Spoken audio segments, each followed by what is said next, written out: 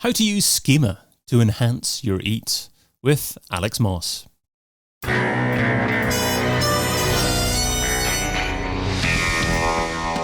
In Search SEO podcast is brought to you by Similarweb, helping you build better SEO strategies with digital intelligence, insights, and data. Hey, it's David. What does Schema have to do with EAT, and how does Schema influence EAT? That's what we're covering today with a man who has over 20 years of experience in every aspect of the SEO industry, from in-house, freelancer agency, employee, and agency owner.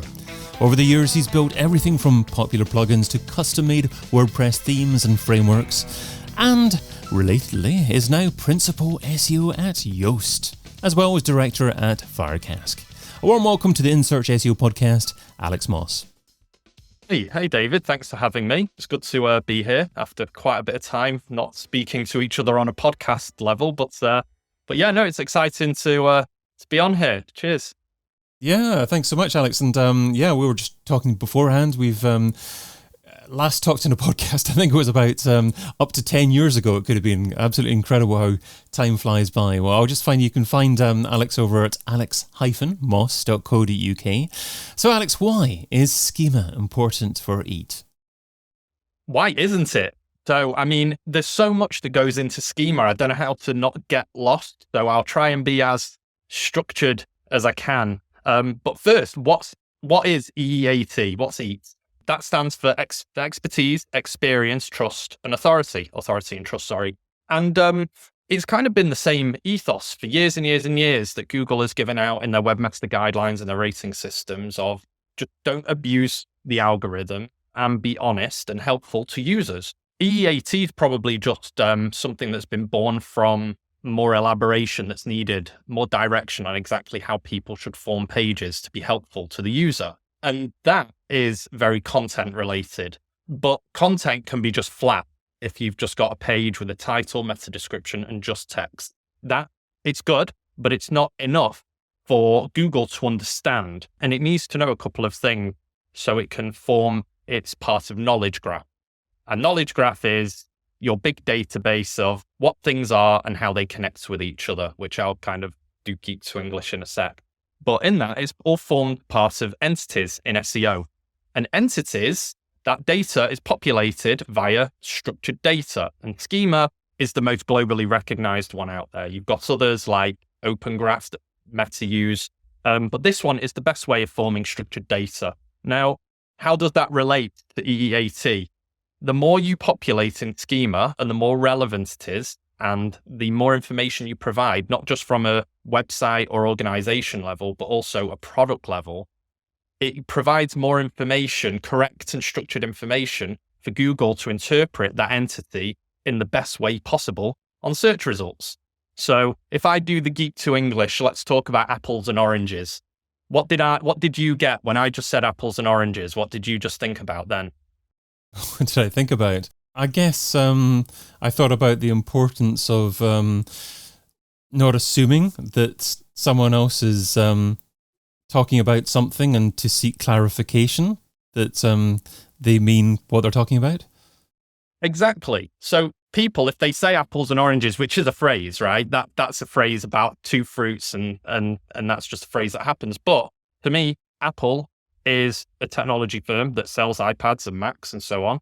And then you've got Orange, which, at least in the UK and Europe, is a mobile cellular operator. I don't know if they operate in America, but Orange is a brand. You know, it's actually, I think it legally had copyright over their hex code of Orange as well, things like that. So how does Google know the difference between an apple that I can eat and Apple, the brand?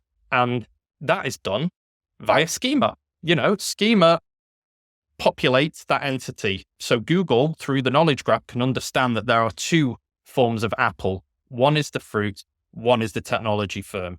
And therefore, it will need to, from a semantic point of view, understand what you're trying to search for and give you those results based on the fact that is it either a fruit or a tech firm. Now, it can do that through a number of ways. If you just search Apple, it will go on what's probably the most popular and most searched for term, which will be the tech firm, because generally everyone knows what the fruit is and how much research do you really need to do into an apple compared to Apple as a brand. So there's that.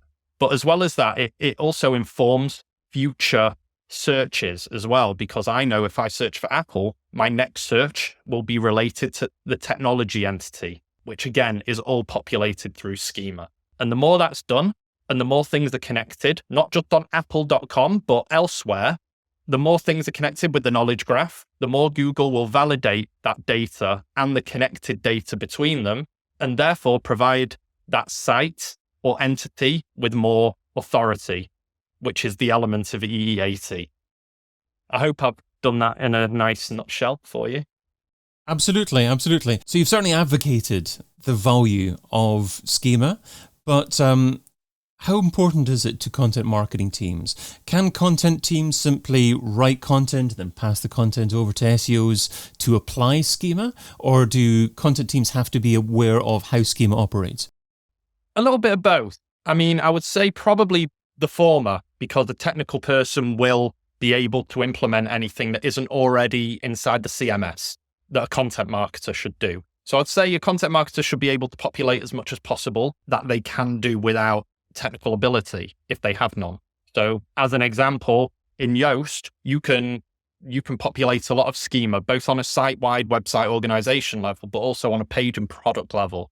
So if we go back to using trainers, for example, and you're trying to content market that, you will make a product page. From a content marketer's point of view, that content has to be really helpful to the user, have as much helpful content as possible that isn't going a bit too far and just made for the search engine. But also, that shoe is its own entity. Well, trainer is a form of shoe. I mean, we're already going into entities and Schema there. And in certain countries, maybe, yeah. Exactly. True. And then underneath that, what's the comfort like? What is it made out of? What's the exterior? Is it laced? Is it not laced? What color is it? What size is it? All of those things, whilst we think of them as simple variables inside a product, again, all of those things are part of Schema. And as well as that, from a content marketing point of view, you don't want people coming on to, let's say you are in a niche and you only make shoes for people with large feet, right? But you don't go into detail about the fact that you only deal with size 12 onwards because it's for large-footed people. I might go on there, but then get really annoyed. It's not helpful for me because that shoe is not in my size because I don't have a size 15 foot, right? I have a more average size foot, and therefore I can't benefit. But if you actually populate that within Schema, as well as within the content, it gives more relevant results, which actually connects to other things, which is why Schema is so important. That'll connect to things like Merchant Center. And you shouldn't, if I'm looking for size 9, for example, that shoe I've just described should not appear within Merchant Center because of the information that should be given, right? So I can get the best result. If I was a size 15, there'd be a whole different layer of result. And from a content marketing point of view, that will give you EEAT for the fact that if you're in that niche brand and you appear more so for the large-footed person, that large-footed person is going to trust you more to buy another pair of shoes. And that's why I think it is important still. Whilst it's a technical implementation, tools out there have made it more helpful for a content marketer to understand that. But that's just a product. That can be a service where you can use FAQ Schema, which I should actually say has been removed from SERPs or was removed from SERPs earlier this year, but kind of come back a little bit. We've seen a few people have seen results of it flattening, inside Search Console. It goes down to 0 when they announced it. And now a few people, including Yoast.com, have seen upticks in it. And things like that is interesting because Google took away FAQ Schema because it was being abused a bit too much. But that didn't mean that FAQ Schema should be removed completely. It still means that you should use it, even from a content marketing point of view, because you never know when Google will change their minds, like they might have done here. So that's just one. FAQ is just one thing, but it works with so many variations of that entity. Even things like, organization has been updated just in the last couple of weeks, and it's included things like contact point. These were all things that were already there in Schema, but I'm talking specifically about what Google is now supporting. And they add stuff like headcount, maximum number of employees. If you don't have a physical address, you can still have an email and a phone contact. And those things are things that they're adding support for. And it's very important, Schema, the fact that I'm also seeing Google concentrate a lot on it. Just before this call, I counted at least 15 changes or updates in Schema, including a couple of deprecations. But more interestingly, out of those 15 that I saw in the updates page, 11 of them have happened since September 1st. So they're making a lot of changes. And I do believe that may be around the fact that it wants Schema to be interpreted in the best way possible by its AI models and LLMs, which is a whole other reason why it's important to populate Schema. Absolutely. And going back to EAT in relation to Schema, I keep on wanting to call it EAT. I know it's EEAT, but I'm sorry, EAT sounds better. You know what I mean. So in relation to that and the extra E, so experience, that's probably going to be have greater impact, have greater prominence, importance in 2024. So how do you optimize your Schema to demonstrate experience? Well, you can add more information. Let's use me as an example on my homepage. I haven't done all the way on Schema, but I can add things like, what am I actually specifically skilled at? So not only can I say my career base is SEO, but I can actually have more information underneath that, just as there are niche skill levels underneath SEO and organic marketing in general. So I can say I'm a specialist in WordPress. I'm a specialist in Yoast. I can also say I work for Yoast as well as own an agency. So those things, that Schema for me alone is creating that experience that I have. It'll know. I will declare information that it can then validate. The fact that I've owned Firecask since 2003, it's just gone on 10 years. So it should then connect that with the fact that I'm connected to my LinkedIn account. My LinkedIn account connects me to Firecask. Google will know that that page of the company page will have been there for 10 years. And therefore it kind of confirms and validates what the Schema entry I put in is correct or not. And when it does that, that's just adding to the knowledge graph and improves my personal EEAT, because it'll be able to validate that I am a specialist in SEO. I do work for Yoast. I've confirmed that because I have a profile page for me on Yoast.com, which I have also declared in Schema on my personal page. So all of those connections that you make, and even to social profiles, enhances EEAT. I know that Mordy Oberstein from Wix, he discussed in a previous podcast from Similarweb, he mentioned that he did a test on baseball figures because he's really into baseball, and they both have a profile page on MLB, these two players that he just used as an example. But one of them got higher authority because they're more active on X than the other one, right? And the way that he found out that they were getting a bit more visibility was that was the only variable, was more X activity, which actually is weird, right? I'm implying, or Maud is implying, that maybe more social activity on platforms like X, Insta, the big monopolized ones, can actually enhance your EEAT of your web presence, which is crazy, right? So that may a content marketer, go and say, well, actually, this validates the fact that we need to do more social and we need to connect it more to other entities within our own domain. And we need to connect that with external. It kind of backs up digital PR and content marketing from a technical point as well as a content and marketing point. But the scary thing is, does that mean that a reduction in the amount of social activity could actually have a negative impact on your brand authority as well? Maybe, because I see that I'm not as visible as I used to be, but as the years have gone on, have used social less. I mean, I think I used X mostly for work and always have done, but I kind of just went away from it a few years ago. It just wasn't something that was of interest to maintain. Because as we all know, social media maintenance is high. It's never ending and it gets wider as every year passes. And even now, I think, I'm all old now. I can't be on TikTok. What's a 16-year-old going to get from me right now? But the answer is actually that 16-year-old may be in SEO in the future, maybe into WordPress in the future. And actually, maybe something I do say or can say on TikTok can influence that person. I don't describe myself as an influencer whatsoever because I don't have hundreds of thousands of followers and I'm not selling products all the time every day. But those people are actually enhancing their EEAT by being influencers, just by being present, which can then help their other assets. So if I compare myself to another Alex Moss, that might be the best way. I was the most authoritative Alex Moss. And through the years, I've had to not fight with my own authority, but fight with my own name's authority. So 1 year, for example, there's quite a popular reality TV show called The Only Way is Essex in the UK.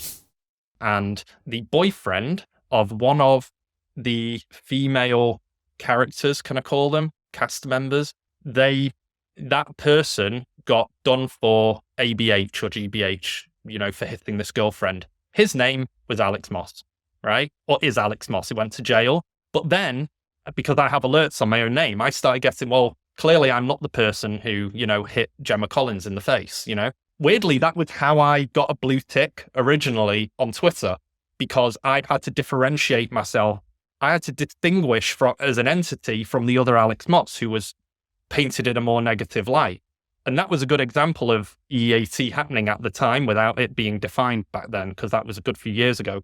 But more recently, there's another Alex Moss who's based in New York, and he's a jeweler for rappers and high-end, football players. So he makes the necklace for Drake and Tyler and the Creator. He's more influential than I am, even though when we think from an entity point of view, we're different people. He's a jeweler, I'm an online marketer. But on Google, if you search for Alex Moss, it might not know who you want to search for. So now my EEAT, from an objective point of view, is less so than the other Alex Moss, and he will win ranking, which is weird because he's much more active on social, because he's got jewelry porn essentially on his Instagram. Like, look at this, 100, 200, 300 grand ring that I just sold for Drake. It gets in the news, it gets publicity. He gets publicity, none that I'm getting. At most I might get mixed up with that person on Twitter and they'll tag me and I'll say, thank you. Me and Tyler, the Creator, go way back, even though I've never met him.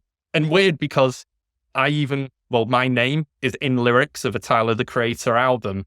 And I started tweeting saying that thanks for, memorizing me in one of your songs. And people thought it was, why? How do you know him? No, it's the other entity, right? It's a great thought. Yeah. So essentially you're not competing against other digital marketers or other SEOs, if that's what you want to be known by. You're competing against other people with the exact same name as you are from a schema perspective. Yeah, so that's like Apple, the brand, fighting against a fruit on SERPs. They know they're not a fruit, but yet they're still in competition. Well, they're not anymore, but now I feel bad for Apple, the fruit, because Apple, the brand, have just totally taken the EEAT of the generic brand. Because if I was to say Apple to someone, they will automatically, I believe, think of the tech company and not the... But it's context, because earlier on, obviously, you were saying to me, what do you think by apples and oranges? But if you said, what do you think by Apple, singular, then obviously that would be a different perception. Interesting. And that's what Google's hard task is to interpret what we're thinking as we're typing. And that's where schema comes in, because it validates it and provides that information. If there was no schema at all and no knowledge graph, Google will have a much harder time distinguishing whether you're thinking of the fruit or the tech company. Let's finish off with the Pareto pickle. So Pareto says that you can get 80% of your results from 20% of your efforts. What's one SEO activity you would recommend that provides incredible results for modest levels of effort? Helpful content and connecting schema with that content. If you want to talk about that trainer again, get as much content as you can, but also think about the merchant center. Take better photos, because people use Google Lens a lot more, and make sure that not only is that content helpful, but it's not too short, but also not too long. Don't think about the search engine when you're writing as a content marketer. Think about the user and nothing else. I feel like this is obviously old hat feedback, but still it's the same thing. EAT is just the same as the guidelines that were made 20 years ago. The advice is the same. Just be helpful to the user. Stop thinking about the search engine and just think, how easy can that journey be? Not only for them to find you on Google, but once they're on the site, that's That's where the real battle begins. How also is your words and your content marketing and SEO going to help them trust all the way to the end of the journey and convert? I've been your host, David Bain. You can find Alex Moss over at alex-moss.co.uk. Alex, thanks so much for being on the In Search SEO podcast. Very welcome. Thanks for having me. And thank you for listening. Check out all the previous episodes and sign up for a free trial of the Similarweb platform over at similarweb.com.